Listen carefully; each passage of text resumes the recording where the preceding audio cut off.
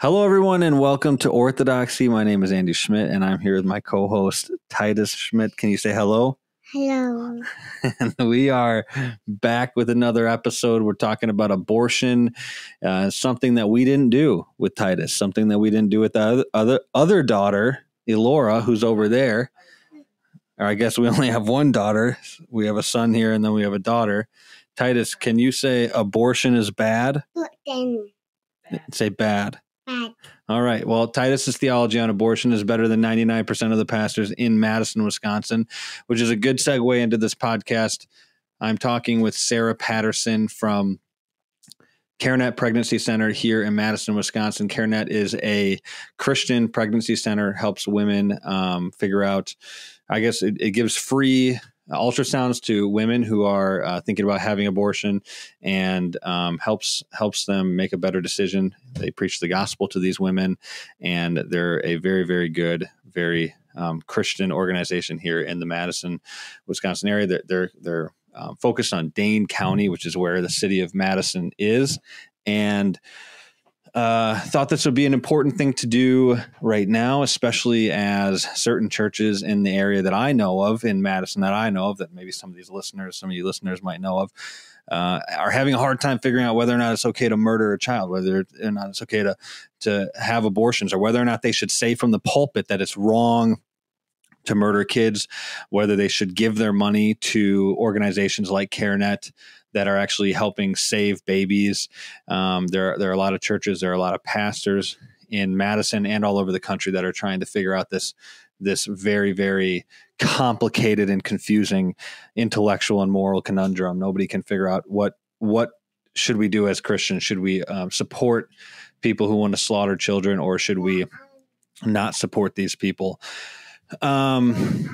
That's all sarcasm, just so you all know. This podcast was really fun. It was a good podcast, a very informative podcast, but a important podcast as Madison is kind of like what I like to say, several years ahead of the rest of the country, culturally, philosophically, politically. We tend to see some of the trends that you see in the culture here in Madison before the rest of the country does. And one of the trends that we're seeing in the church in Madison is that a lot of churches are not supporting places like CareNet Pregnancy Center. They're not actually giving their money to these organizations. And so I wanted to have the CEO of CareNet, Sara Patterson, on the podcast to talk about what exactly they do at CareNet Pregnancy Center, who they kind of target, how they get women in the door, and how things are financially, how things are as far as their partnerships with other churches. And so we talked about all of these things. It was a great conversation. I was glad to have it with Sara Patterson, and I do hope you enjoy. And I do hope that this podcast makes you want to give money to organizations like CareNet and volunteer your time for them with organizations like CareNet Pregnancy Center, because there's a lack of that, especially in the Madison area. And there's a decent amount of people that listen to this podcast that are in the Wisconsin area, but also in Madison. And so people should be giving their money to organizations that are actually doing biblical work, and stop giving your money to churches who care about building new buildings and adding new campuses and doing things for the sake of economic prosperity and growth, and for the sake of building your own ministry and blah, blah, blah, blah, blah. You should give it to people who want to help save babies from being murdered and poisoned and decapitated and torn to pieces. So all that to say, this is my podcast with Sara Patterson. I hope you enjoy.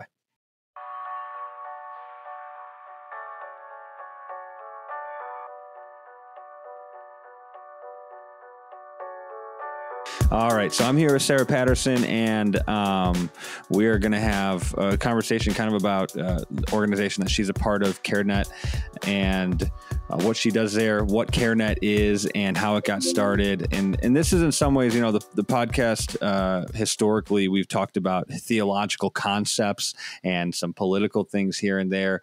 And generally speaking, anybody listens to these and they're like, oh yeah, I get what that theological concept is, or what this political topic is. But CareNet Now, is that a local? So I guess this would be my first question. Is CareNet just a Madison thing, or is there a larger sort of national brand that goes along with it? Yeah, good question. So there is a CareNet National, and we are an affiliate. And nice. CareNet National has I would say about 1,200 CareNets throughout the country. And being an affiliate, we're completely owned and operated and run by our own local governing board. So we are CareNet Pregnancy Center of Dane County, and we serve all of South Central Wisconsin. And being an affiliate just means we use their name. We agree to follow some basic tenets, some basic principles. And other than that, we're kind of on our own. We don't receive any funding for them or anything. All that's done locally. Okay. Do you know how many affiliates there are across the country? Are there a lot of them? Yeah, I think there's about 12 to 1,300 I think somewhere in there was the last numbers I heard. Wow. Good deal. Wow. Okay. So I guess, there are people from kind of all over the country that listen to this. And so maybe they can look it up and see if there's one in their area. And so maybe it won't be as foreign to some people as I thought it would be. That's good. Well, I guess then the first thing to start with is what is CareNet, and then what is your involvement with the organization? So we can start there and kind of move forward. But yeah, what is CareNet? Yeah.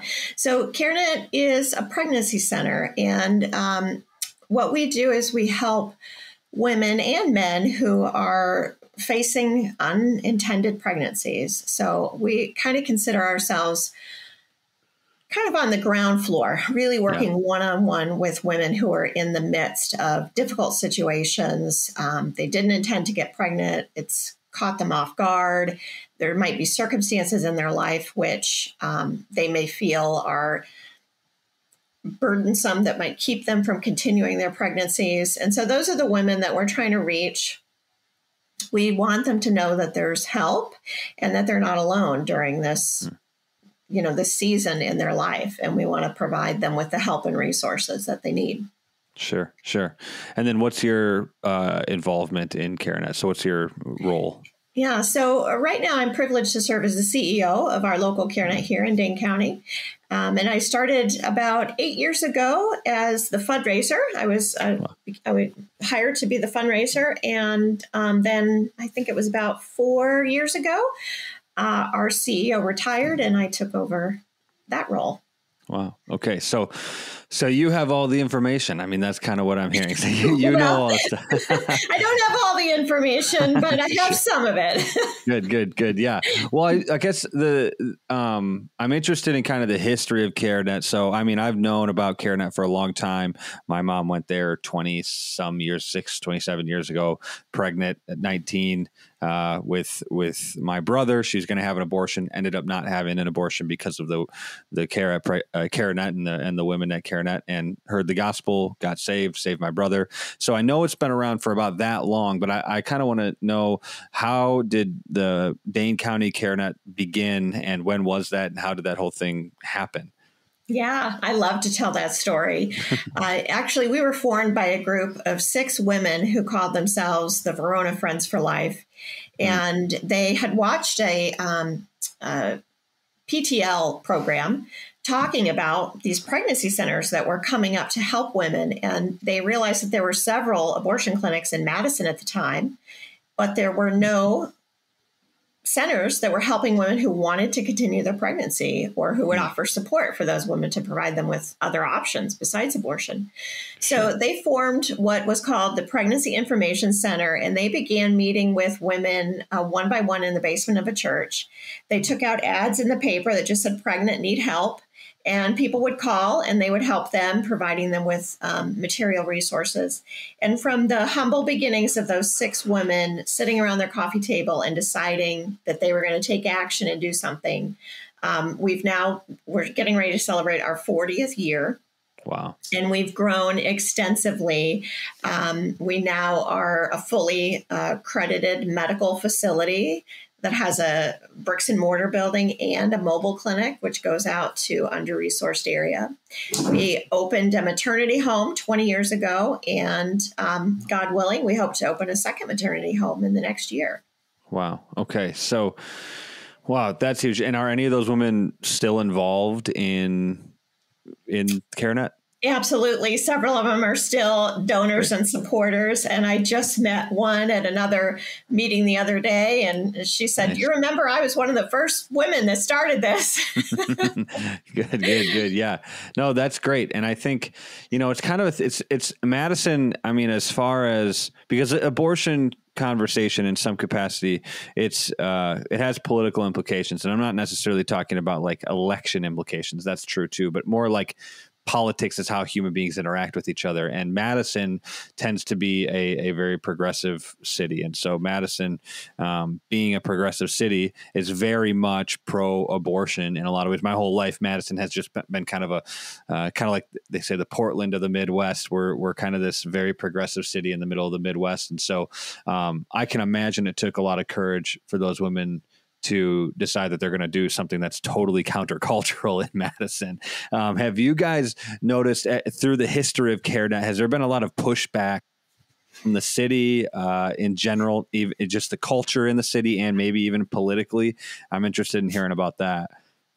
Yeah, I mean, we're not loved. We're not really loved in the city. And it actually is kind of surprising for those of us who work there and who volunteer there.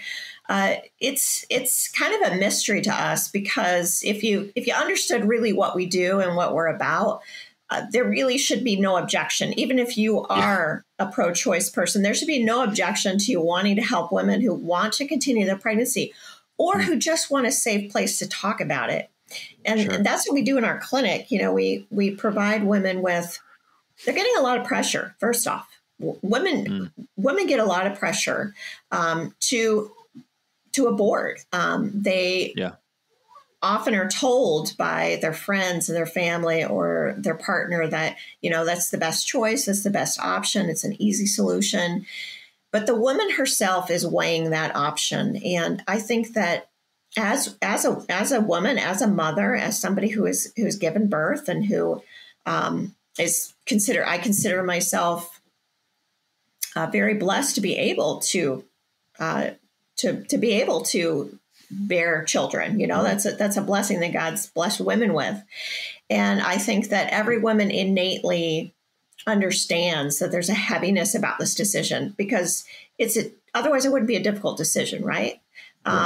If abortion was nothing, if it was just like, what color do I paint my nails this week, then there wouldn't be any discussion about it. But clearly it's a very difficult decision for women, and they understand that there are deeper implications here, and they are looking for safe places. They're looking for people who will let them talk.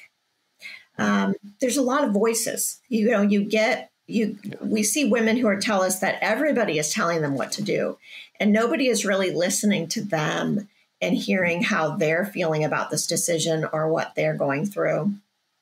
And so when we talk about empowering women, we feel like the way that we can best empower them is to let them know that they have resources if they want to continue their pregnancy. We want them to know the truth about abortion, what it is, what the complications are. And we also want them to know the truth about fetal development. And I can't stress how important it is that women really know what they are doing. They want to make an informed decision. I remember speaking with a woman. She was older than me, and she came up to me and she said, I had an abortion many, many years ago. She said, I was in college. I went to my school counselor and I said I was sick and tired. They ran a pregnancy test at the medical clinic there, and they said, it's okay. This came back positive, but we're just going to get this taken care of. You're going to go next door. They're going to take care of everything for you. Don't worry about it. You won't even miss any classes. You won't have to quit school. Everything's going to be okay. So she did what she was told. She went, she got the procedure done. And then a few years later, she got married and she got pregnant. And she went to her doctor, and her doctor said, you really need to start eating healthy and make sure you don't drink and don't smoke and take these vitamins because you need to protect your baby. And she very innocently said, baby, this isn't a baby. I'm just as far along as I was when I had that abortion. That wasn't a baby. yet. And he said, oh, yes, it most certainly is, and he gave her some information about fetal development. And she was shocked to learn that what she carried in her womb was fully developed, that the organs were all there. She hadn't been told that before she made her decision. And that's just simply not fair. Yeah. I think I assume that happens a lot. That's just something that's really bizarre to me, though, because it's not bizarre that people don't know. Well, it is a little bit bizarre that people don't know that there's a baby inside of them. I think that that's a little interesting. I mean, I guess it shows kind of how powerful some of the propaganda is around this particular topic, because growing up in a conservative Christian home, of course, my parents, everybody in my family are like, that's a baby, that's a human being. Now, I've never been in the shoes of somebody who's grown up in a situation in which your parents, the schools, everybody around you is saying that is a clump of cells, or that isn't a human being, and they try to use language that's a fetus, which is, I think, Latin for baby. So it's like that doesn't really work, actually. But they try to abstract it out to make it into something that it isn't. Are you finding that that's the case for a lot of these women, that they're just really, like, genuinely just don't actually know that this is a human being inside of them? Well, things have certainly changed since the internet, right?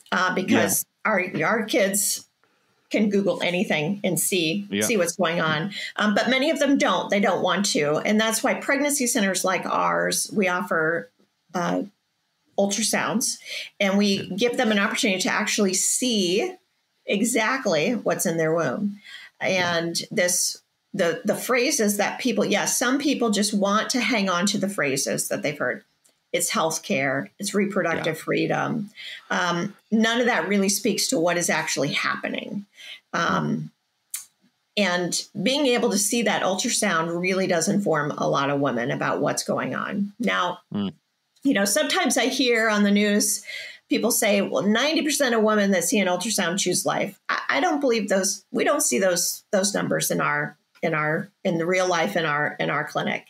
Really? Women who are absolutely determined to have abortion, just because they see that baby developing, doesn't mean that they're going to choose life.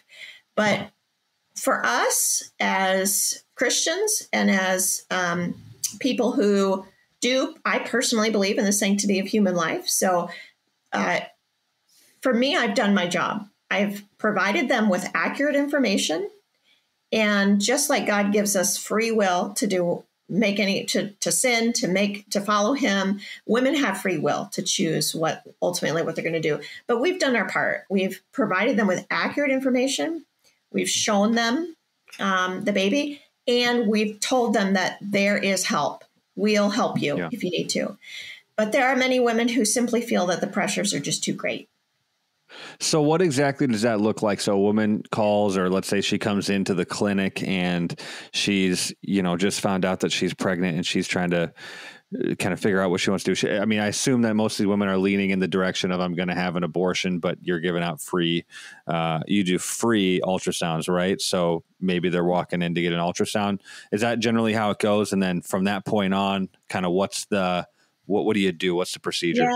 Yeah. Actually, there was a study done by CareNet National many years ago. I can't remember exactly when, but they found that women generally make a decision about if they're going to choose life or have an abortion within the first 3 to 5 days of finding out they're pregnant. And so as a clinic, we want to be the ones telling them that they're pregnant, so that we can make sure that they know all their options and all the accurate information before they get too far down the line making that decision. So what we do at our clinic is we specifically advertise to women who are considering abortion. So we, of course, right now, women find us through Google. That's the main way women find us, that or through word of mouth. Other women who have been to us and had a good experience will recommend us to their friends. Sure. And women call, they make an appointment. They say, I think I'm pregnant. I haven't had my period. I'm late. If they're far enough along, we can offer them an ultrasound. Sometimes we can just do the pregnancy test, but we have a lot of value that we can offer women. So in our free clinic, we offer STI testing and treatment, which if you're going to have an abortion, a surgical abortion, you need to get that done. You can't have that done, and you need to be until you know that you don't have any infections, because it can cause serious complications. Mm-hmm. I think it's 1 out of every 5 pregnancies ends in miscarriage. So we want to make sure that that pregnancy is viable, that it's growing in the right location, and that everything is okay with that pregnancy, because you don't want to go on and have a procedure that you may not need, So we want to make sure that that pregnancy is actually going to continue. And so we can offer women these options and this information so that they have kind of the whole picture before they go and make their decision. And so that's the value that we offer to women in our clinic. And so we are very successful in getting women to come and see us. Every year we've been growing. This year, I think the latest stats I heard, we were about 25% above last year, which is what we had planned. We kind of planned for 25% growth every year, and we continuously do more advertising, do more just more networking to make sure people know about us in the community and know that we're here and that we're available to serve them. So on the contrary, then, when they're going into, I don't know, like a Planned Parenthood or something like that, what are they hearing from those people? I assume they're not hearing the same story they're not hearing the same things. They're not seeing the same things that you guys are showing them. So what are they hearing when they go into a Planned Parenthood or something like that? Yeah, I can only tell you what I've heard from other people. Interestingly enough, we just sponsored a little event a couple weekends ago, and we had a former director from a Planned Parenthood come and speak.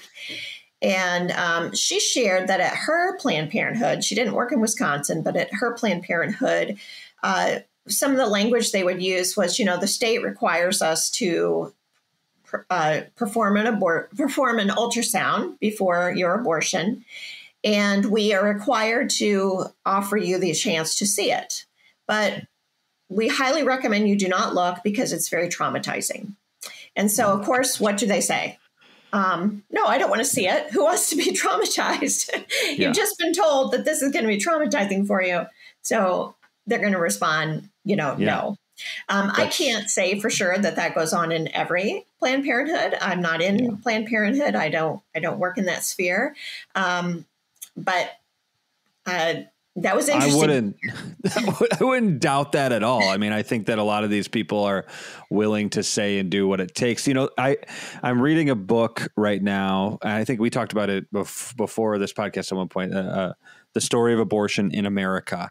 And I'm interviewing the author next week. And it's basically a street level view of abortion from the 1650s in America till 2022, and kind of goes through court cases and reads different people's journals and diaries who are women who kind of got pregnant and didn't know what to do and went and had abortions. Then you actually get to read some of the things that the abortionists say. And the main theme that I've picked up throughout that book that I think is interesting is that these abortionists, a lot of them throughout the history of abortion in America, have really loved performing abortions. They've loved it. Like it's something that they enjoy and they love doing. And so, I know somebody might say, well, you can't kind of project that onto all abortionists, but I don't know. It's like abortion it's a dangerous, and it's murder. And so we're murdering a child. So there's some sense in which there's some sort of, I equate it with like somebody who's a mass murderer. They like what they're doing.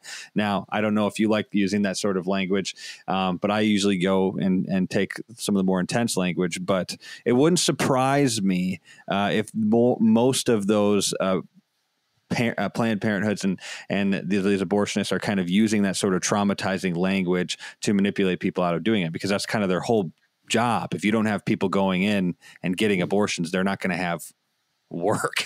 That's like people. Well, I would agree with you, Andy, that there's financial gain in the abortion industry, but I have, in talking with people and in hearing, I think that a lot of people go into it believing in some level that they are helping women. Sure. And I think that we are all deceived on many levels. And there are a lot of people who really believe that it helps women, it helps them removing this situation from them. That this poor young girl, she shouldn't have to throw her life away. She shouldn't have to forsake her hopes and dreams for the future for the sake of one mistake, you know? Sure. So I think that many of them do truly believe they are helping women. Okay. But I've talked to enough women who have had abortions that they really, a lot of times, don't feel long-term that they've been helped. Now, sometimes they'll feel immediate relief. You know, sure. They'll feel okay because the crisis is gone, right? I just interviewed a woman just last month, and she shared that right away she felt great. She was like, oh, you know, the problem's solved, everything's, you know, taken care of. I don't have to worry about this. I can go on with my life. But it wasn't until a couple weeks, a couple months that the regret and the worry that had I made a mistake, you know, was this really the right decision, really hit her. And she talked about how when the due date for the baby came along, that she was just inconsolable. She couldn't. She was just so burdened with regret and pain from this decision. And a lot of women bury that. They compartmentalize it. They don't. And now it's not okay for them to talk about it. I think that's the hardest part for me, is that with all the language that we see, celebrate your abortion, scream your abortion, you know, all these websites, shout it out, you know, be proud of your abortion. They can't say, hey, I'm hurting, because who's going to listen? You know, they should be happy about this decision. So the more the world tries to shut them out, I think the deeper the pain goes and the harder it is for them to seek healing, which is another very important part of our ministry at CareNet. We offer post-abortion healing, because it doesn't matter how many abortions you've had, whether you've had one, or whether you've drove someone to an abortion, or whether you've been a part, or you encourage someone to have an abortion. God's forgiveness is still there, and he wants to heal these women. He wants to use this testimony to help other people. And when you kind of surrender that to God and just let him take your sin and your weakness and everything, he will turn it into something good. Sure. Yeah. I was going to ask you about that, because I've seen the statistics that say that a lot of these women who have abortions, like the vast majority of them later on, I mean, actually, like you're saying, very quickly after they have the abortion, start to feel regret and remorse and depression. Are you, well, two questions. One is, have you guys seen a lot of that? And the second question would be, then you said that you have kind of this post-abortion ministry part of what you guys do. Do a lot of women utilize that, or how does that actually work? Like, what do you do there? Yeah. So it's been different over the years. I know that, it changes with our culture, and it's very interesting. So I feel like there was a period of time where there weren't a lot of women talking about their abortion or wanting to dig up this pain. But to me, it's like the more the world tells us that there's no pain and that we need to shut up about it, the more hurt and the more help these women need. So we're starting to see a resurgence. It's kind of a backlash to this, be so proud of your abortion, I feel. We're starting to see a resurgence in women who do want to heal and who want to talk about their abortion and who want to work through it. So we have, in our abortion healing, we make sure that it's run by people who have experienced an abortion themselves and who can understand and relate. And it's a very safe place to process what they're feeling and really dive into asking yourself some hard questions about the situation that you were facing at the time, and giving it to God. We offer that spiritual component to all of our post-abortion counseling too, for those women who are interested in it. Good. Yeah, no, that's great. I was going to ask about kind of statistics. Now, we talked a little bit beforehand that Madison, there's not really many statistics for Madison, how many abortions there have been. But for CareNet, do you guys have the statistics on how many babies have been saved through CareNet? This year, last year, all time, what are the numbers? Yeah. I don't have an all-time number just because data hasn't worked as well over the years as technology has changed. And I think 1 year we had a complete loss of all of our data. So we had to rebuild everything. But I can tell you that last year we had 95 women who came in wanting an abortion or strongly considering an abortion who chose life after visiting our clinic.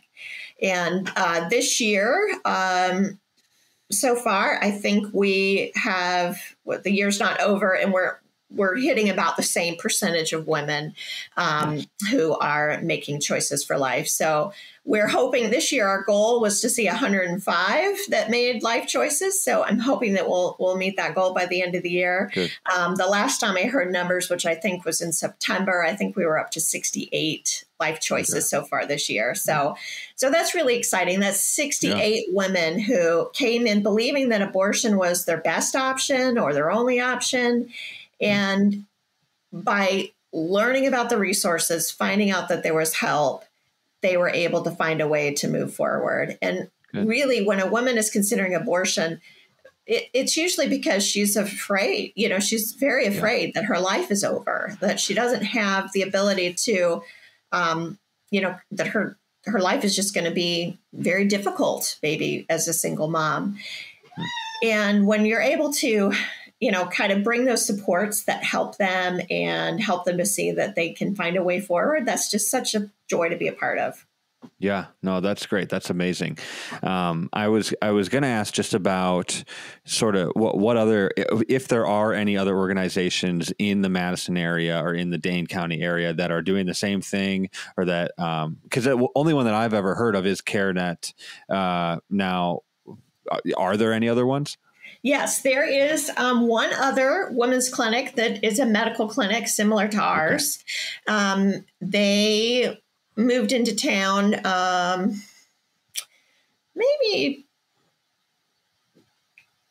don't even want to give a date because I don't know.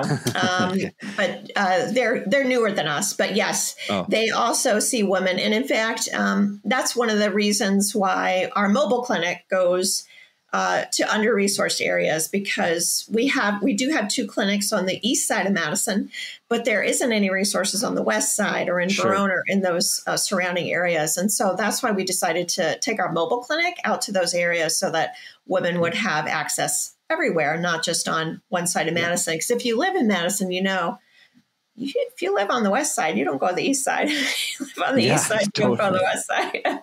Right. Exactly. That's good. And do you know how many, abortion clinics there are in Madison? So, I mean, there's one large abortion clinic. And I do know that there are abortions taking place now, of course, through the mail. The mail is a huge industry. So right now, statistically, we're seeing almost 70% of all abortions are taking place through medication or medication abortions, which is a huge shift just in the last 3 to 4 years. It used to be right around 30%. Now it's almost 70%. And you'll hear, I've seen ads, safer than Tylenol. You'll hear these phrases, safer than Tylenol. And it's very discouraging. And there's a lot of deception around just the marketing that they're doing for these abortion pills. They're not safer than Tylenol. Many of these people are getting them in the mail when they haven't even verified that they're not too far along they only work up until 10 weeks. And the FDA keeps trying to make it last longer, but they're more likely to have complications where it doesn't causes serious problems if they take it later on in their pregnancy. But regardless, most of these women are sometimes getting them right into their mailbox. They're not even going to an abortion clinic. They're just getting them right in the mail. They order them online and you get them shipped to you a couple days later. Well, I mean, the other thing too is that if it were safer than Tylenol, it wouldn't kill a baby. I mean, that's one thing too. It's like it's safer than Tylenol doesn't really make any sense. But I can see. I mean, we see those sorts of advertisements all the time, that for pro-abortion advertisements and things like that, that really try to stay as far away from the fact that this thing is killing a human being, that it's actually, you know, they'll use that sort of language. It's safer than Tylenol, or they'll kind of compare it to something that is just normal, just so they can normalize it. And you're right. It is very deceptive and it's very dangerous. As far as like support goes, so you said, there's the CareNet clinic, and then there's another clinic, and they're both on the east side. And was that because did you guys notice, or was the reason that these two are on the east side is because there's more abortions happening on the east side, or was that just kind of like the abortion clinic is? That's where it is. Okay. Yeah, actually, the land that we are built on, the story predates me, but the story that I heard was that the person who bought the land for us to build our clinic on actually was in a bidding war with the abortion clinic. Wow. So we won the bid. Good. And so the abortion clinic had to build a few blocks away from us. And so that's where the abortion clinic is. And so that's where the two clinics are. And we work together. I love that they're actually right across the street from the abortion clinic. And so a lot of those women that are having those very last minute thoughts can go right next door. And so I love that they're there. I think that's wonderful. We're all on the same team here. We're just trying to provide resources to women. Right. So, go ahead. Were you going to say something else? No. Yeah. Okay. Yeah. I was just so that's good. Okay. Cause I actually didn't know that there was another one, but my assumption, and you can tell me if I'm wrong here, is that the abortion clinic probably receives certain government funding, right? Or is that not true? So I really can't comment on that. I mean, I just know what I hear on the news. I don't, I'm assuming they do. Yes. But yeah, we don't know for sure how much our particular center gets and that kind of thing. I honestly don't keep up with that. Mm-hmm. I know we don't get any government funding. I can tell you. That's exactly where I was going. I was like, okay, so then how do you fund this whole operation? Because my assumption too is that we know Planned Parenthood gets federal funding, and so they're getting a ton of money. I mean, hundreds of millions of dollars. How does CareNet fund? I mean, I went to your building on the east side, and it's a very nice building, and it looks great, and you have staff and everything like that. So I'm sure it's a large enterprise. How do you keep that going? Yeah. Well, it's not easy. Not easy in a community that is so liberal and so post-modern or whatever you want to call it. Or just hostile. Yeah. Yeah, it's not easy in this community, but that we do have some amazing group of dedicated people. And, Andy, it's just people like me and you. That's really what it comes down to. So, we have this year, I think our budget is around 1.4, 1.5 million. Good. And God provides, but it's largely just through individuals. It's people like you and me who say, I'm going to give to make sure that these resources are available to these women. I want to make sure that they have this help and that it's always there and that it doesn't go away. Yeah. Do churches support you guys? Yeah. So I would say about a little less than 10% of our funding comes from local churches. They provide, some of them are monthly or quarterly supporters. Maybe they consider us part of their mission fund. So we do get, let's say a little less than 10% of our budget comes from local churches. We're in a church desert here in Madison. So for those of your listeners who are not in Madison, it might they might not understand. It's funny. Sometimes I go to national conferences at the CareNet national conferences, and I'll talk to people who are in the Bible Belt, and they're in a whole nother world. They don't understand anything about what it is like to operate this kind of ministry in this city. It's a whole different I mean, 100%. I'll interview theologians from, Tennessee, and I'll be like, dude, you don't know what's happening here. Like the churches here, like they're not good. Like there's a lot of bad churches in Madison. There's a lot of churches that they just apostatize. They don't actually believe in the gospel. But the reason that I was asking about churches giving, I mean, it's somewhat surprising, and I'm not going to, maybe this will be like on every podcast. I usually kind of do like a little bit of a rant, and maybe this will be it, because I'm very frustrated with this, especially in Madison, because I've been here my whole life. We've gone to many different churches, and I've worked on church staffs, and I've been at churches that have multi-million-dollar massive budgets in the Madison area who claim to be conservative churches. And so it's just surprising, because if I did the math in my head, and I'm not going to say the math on here, but if I do the math in my head, it doesn't seem to add up, right? So, to me, and I actually think biblically, Jesus hits on the issue of leading children astray. Jesus says, be better if somebody were to tie a millstone around your neck and throw you into the sea than for you to lead a child astray. Of course, I think any theologian would agree that applies to abortion, especially. And so Jesus gets angry a couple times in the Bible, right? And like that's one of them where there's some intensity around the language.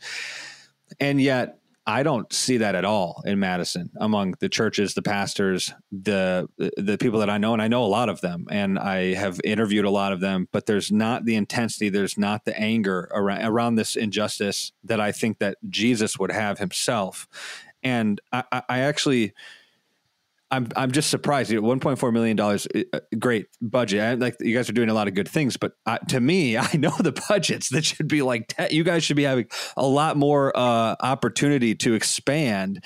And I know where a lot of churches' money is going, and it's not going to good things, and it could be going to this. So that's very frustrating. I'm not saying that you have to comment on this, because I don't want it to feel like you have to isolate yourself from these people. But the reason I'm saying is just because I know some people from those churches listen, and I just think that people should push their churches harder to be like, what are we giving our money to? And is it actually doing something that Jesus himself would be like, yeah, this is a good thing? Or are you just giving it to kind of worthless ministries that aren't really doing anything? It's just actually happening a lot. So do you want to comment on that at all, or should we just? Well, I would say that, yes, it can be frustrating. I mean, I've been doing this, now for 8 years, and I can say, I'll just be blunt with you. The number of churches that support us has dropped.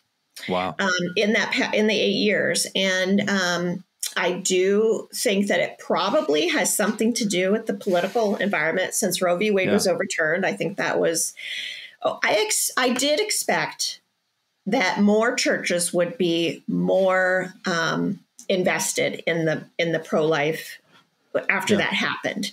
When Roe v. Wade was overturned, I thought, okay, the churches are going to come around us and they're going to say, we're going to throw as many resources as we can. We're going to make sure we partner with you to make sure that all these needs are met. And while there were certainly a couple of churches who did that, there certainly were a few.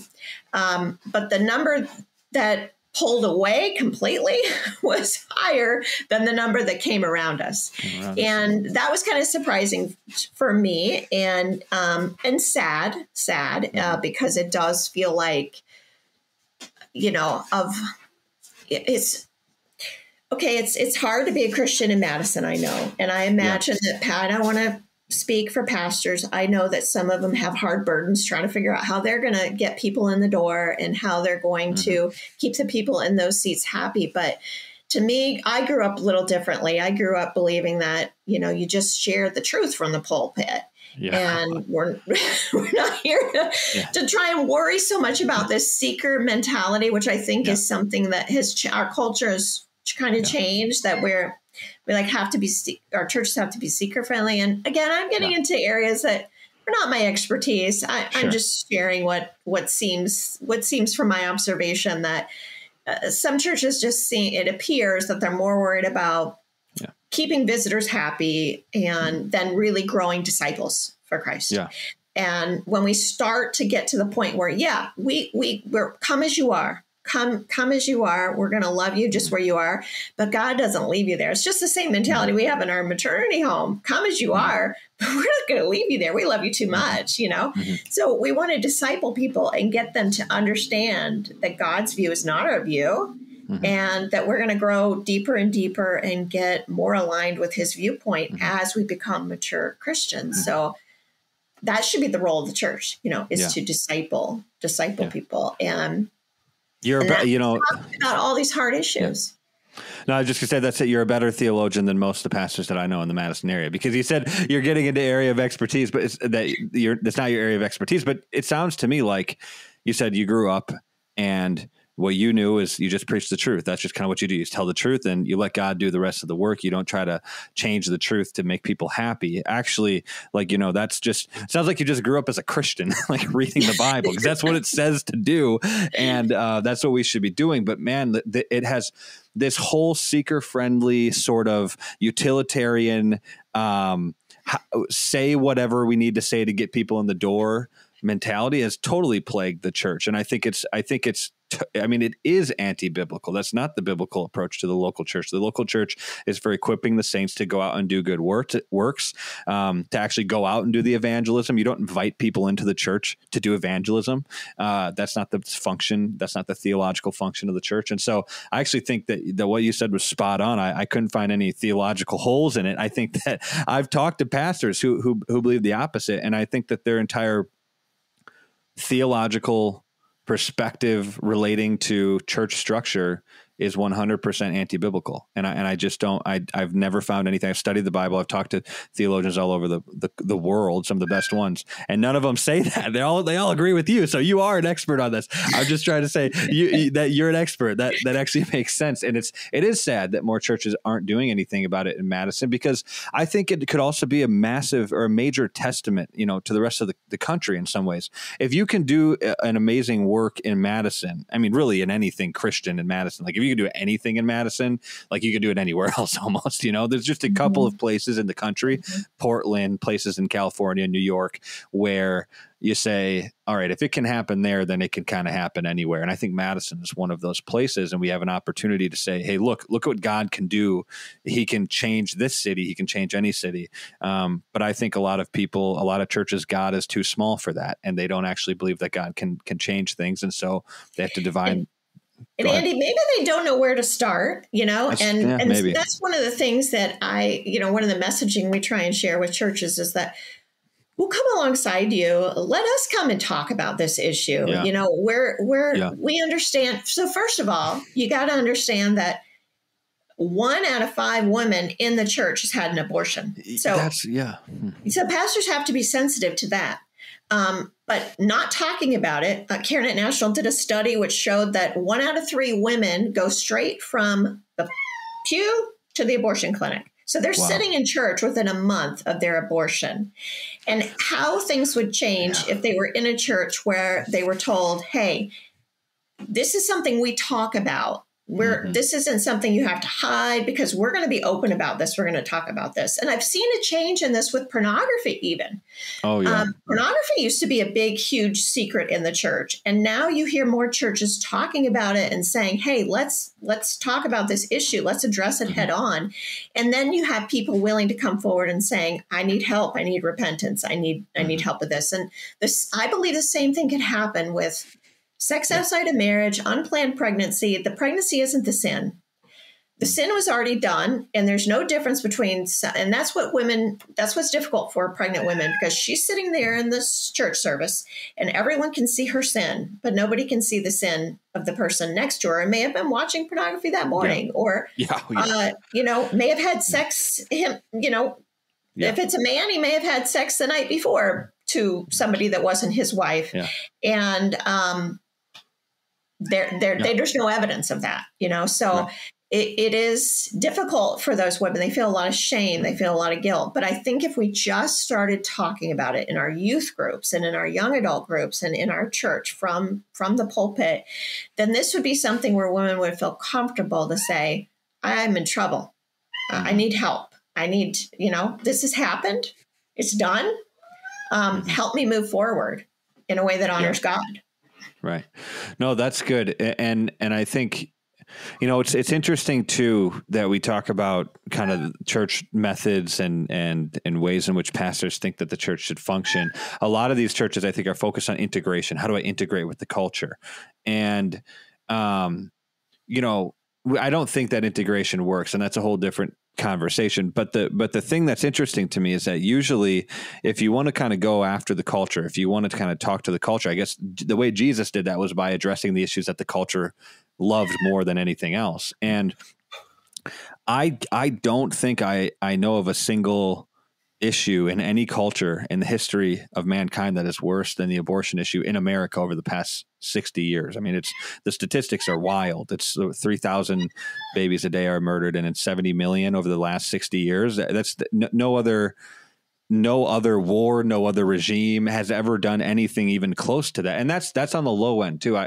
That's just that we're not talking about Plan B. We're not talking about IVF. We're not talking about some of these other issues. We're just talking about going in and getting an abortion somewhere. And so we're not even talking, I mean, it could be in the hundreds of millions, I would assume. And so you would think if some of these pastors wanted to kind of go after the culture or something like that, like they'd be talking about abortion, but I don't think that a lot of pastors, I rarely hear any sermons on abortion or any conversation around abortion. And it feels like if we're going to do something about one of the biggest sins in our culture, if we're going to try to get people to repent and come to know Christ and be redeemed and changed, then we actually have to talk about the sin. Jesus, he would confront the rich young ruler. He said, dude, you're rich. You love your money. Yes. And so he had to really call that sin out specifically and say, okay, here's the thing that I need you to do. I need you to go and sell all of your possessions and then follow me. And of course, the guy couldn't do that. One of the saddest verses in the Bible, the guy walks away from Christ. And right now, I think abortion is that thing for a lot of people in culture, and probably a lot of women abortionists as well, but even men. I mean, there's a lot of men who really want to keep abortion around, keep the legality around abortion around, because they want to be able to sleep around and do whatever they want and use women and abuse them in that way, and then kill the kid because it's like, I don't want to have responsibility for that. So I don't know. I just think that we should confront the issue, actually confront the issue. Yeah. But like you're saying, in a loving way, come as you are, don't stay as you are. Yeah. So that's good. That's good. Yeah. We do have to be compassionate about it. But I believe, I totally agree with you. There's a way to do it. And we just have to, people who care about this issue really have to get together and start talking about it. Yeah, that's good. I do wonder, so you guys tell me about this new endeavor that's happening in Marshall, Wisconsin. So this is still in Dane County, right? Is Marshall in Dane County? Yeah. Yes, okay. So what is this? Yeah. So our maternity home, which opened 20 years ago, we've served about 335 moms and babies, and women live with us. So this is women that come to us that have no place to sleep. They have no safe place to live.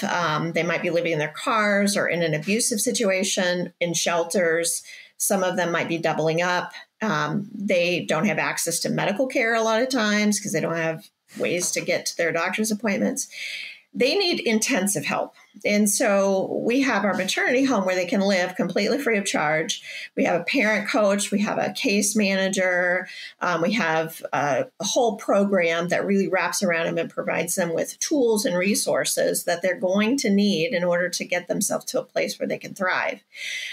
We don't want to see women having babies and living in poverty all their life. That's not what we're about. We believe that these women can live abundantly, that can have abundant life. And they just need help to do that. All of us need help to do that in our life. And so that's what we do in the maternity home, is we really provide robust wraparound services. So we've been, I'd say since 2020, we've had a waiting list, largely to do with the housing crisis, I think, in our city. Because this started way before Roe v. Wade was overturned, and abortion stopped in Madison for a short time, but they started right back up again.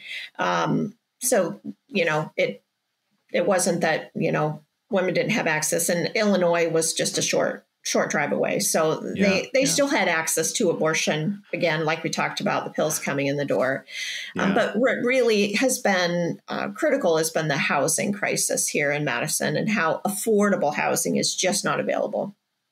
So we are building a second home so that we can double our capacity and be able to reach these women and really be able to meet more of those needs. Because I just talked to a woman that we interviewed, just broke my heart. I mean, she had applied to move into our program when she was pregnant last year, but we were full at the time. And she was without any place to go. So she ended up getting into a maternity home in a totally different state. So she uprooted herself, moved away, went to a different state, stayed at that maternity home. They had a 4 to 6 month stay at their particular program. And then after that, she couldn't find a job. So she moved back to another state. I mean, this woman's story, she's been to like 3 or 4 different states, just trying to get some stability and some help. Mm-hmm. And she circled back around to our maternity home. Now she has her baby, but she's still not stable. And I know if we had been able to take her in when, at that point when she was pregnant, none of this would have happened. She wouldn't have been so, stressed and just, kind of just a very difficult situations that she's been in since, because we couldn't serve her. So we want to be able to prevent those situations and be able to help more women. Mm-hmm. So we're really excited. Yeah, we're hoping to open in 2025. We've already purchased a property. Nice. And we're in the process of getting architectural drawings and permits and all the things that we need to be able to renovate it and get it up and running. Awesome. That's great. And it costs money. Yeah. Lots of money to do that too. Yes. Exactly. Well, I mean, this is scary stuff, right, Andy? Yeah. I mean, every year to year, we're like trying to make our budget. When you talk about, the church supporting this issue, it's scary stuff for our board to say, okay, God's calling us to do this. Is anyone else doing it? No, we're the only maternity home in our community. Do we do this well? Yes. Are lives transformed? Do people have an opportunity to meet Jesus when they come to us? Yes. All the things that the Bible tells us we should be doing and bringing God's kingdom here, we're doing it, right? Yeah. So there's a need. We're gonna go ahead and do this, but it's scary because we got to raise $2 million to do this, and we're not even half of the way there yet. And we want to open. We want to get going, and so it takes a lot of faith to do this stuff. But when you really believe that this is what God wants you to do, then you just go step forward in faith, and that's kind of what we're doing. Yeah, I mean, that's a good, so I'm part of something probably, I'm part of a new kind of startup film studio out of the Twin Cities, out of Minneapolis. And we're working on creating an animated children's series based off of a Christian kind of fantasy book from the 80s called Tales of the Kingdom. And so we're raising $15 million.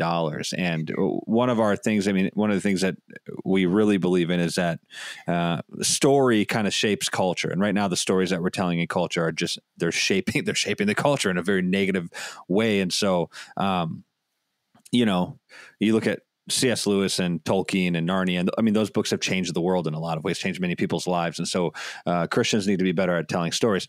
All that to say, we're kind of in a similar position where we're doing things. We're like moving forward. We don't have all of the money. We're trying to get money. And I don't know, the more that I've done a couple different entrepreneurial things, and the more that I've done, the more that I think I've realized that if you're going to do it as a Christian, it feels to me like God kind of throws you into it without the resources, and then brings the resources when it's kind of all in his timing.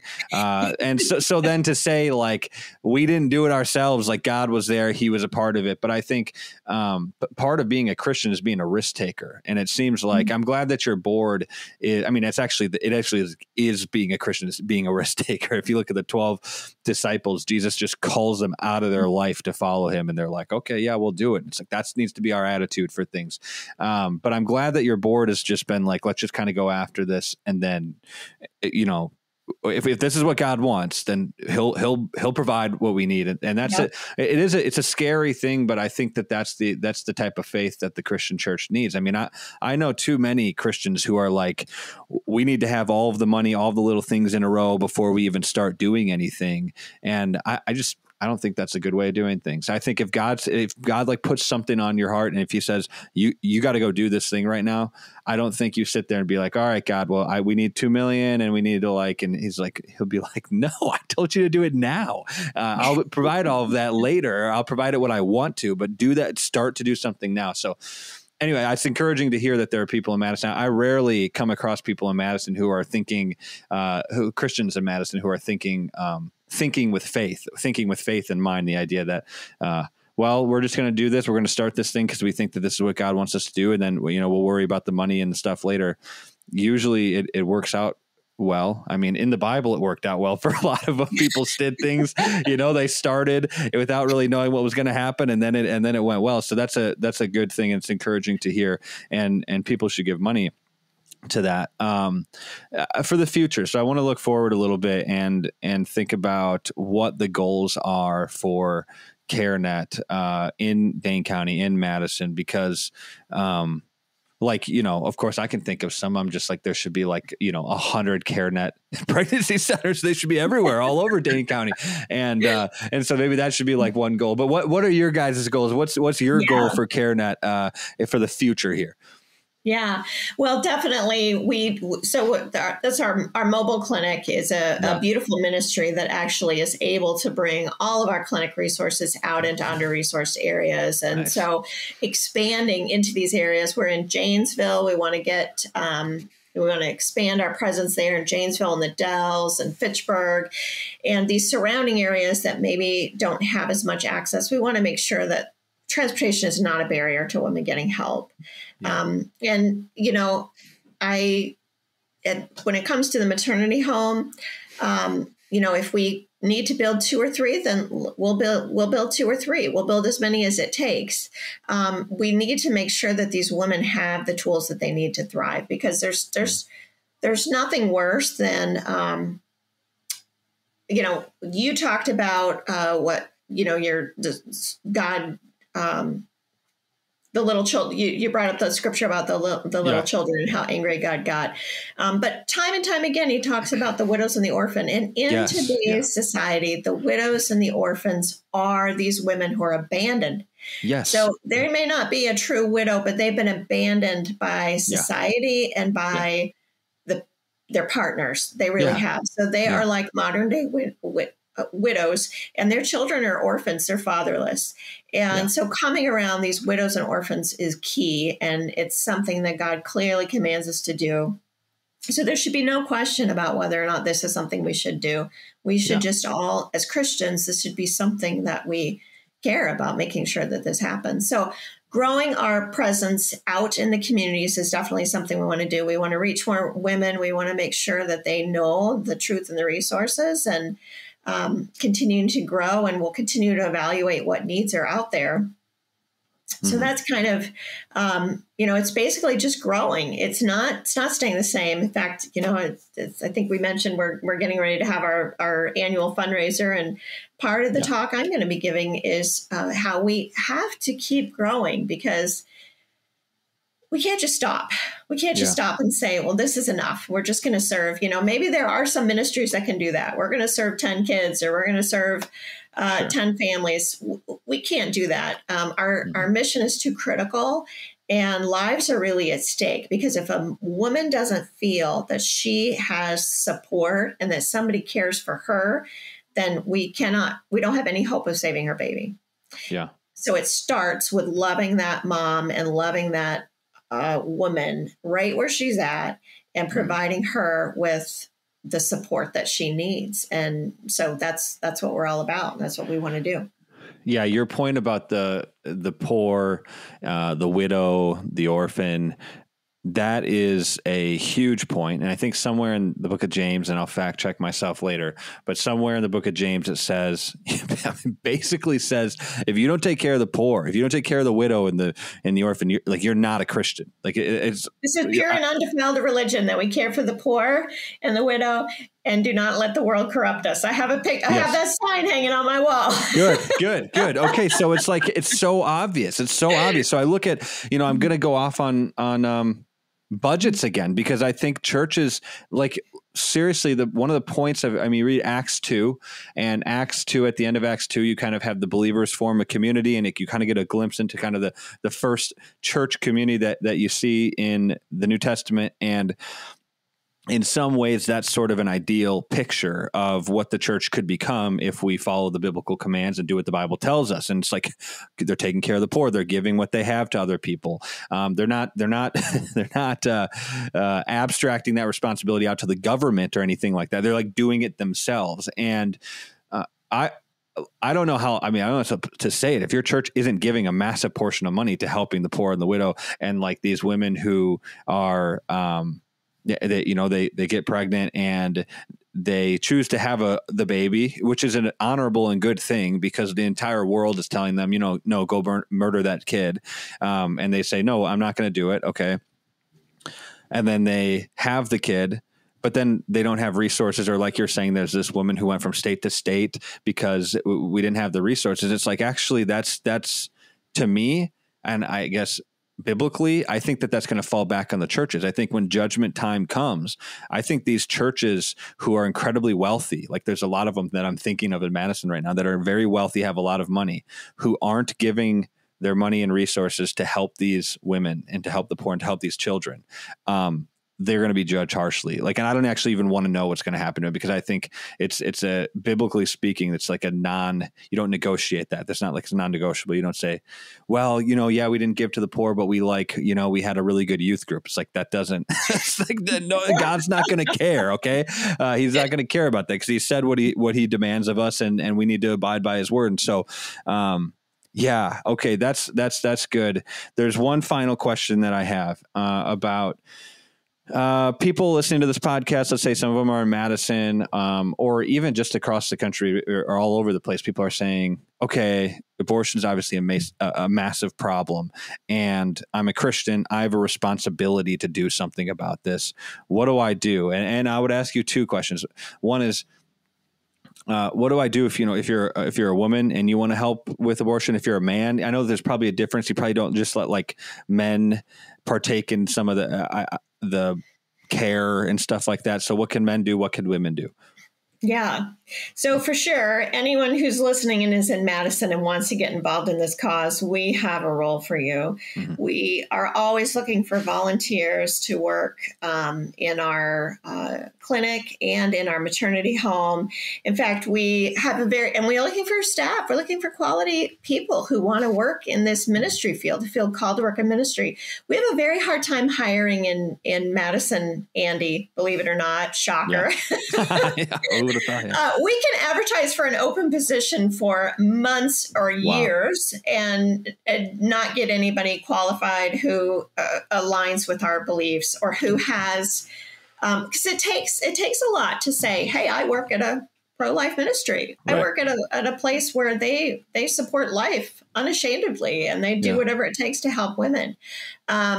So it can be hard. So we have a hard time recruiting staff. Right now, we're looking for people to work in our maternity home overnight and weekends. So especially, that's a great job for young women or older women who maybe don't have young children at home that they need to care for.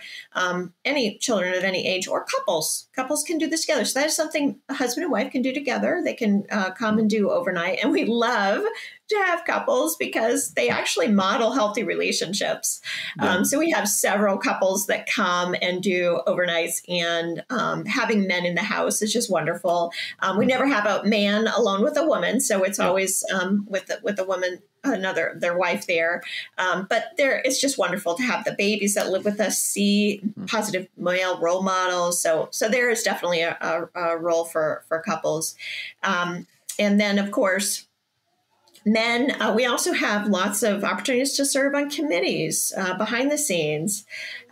So there's opportunity. There's a space for everybody. But even if you're not called to work at CareNet or to be in this ministry, every one of us is called to pray about this issue, to pray to end abortion, to pray that these women find the resources that they need, and that only God can save these children.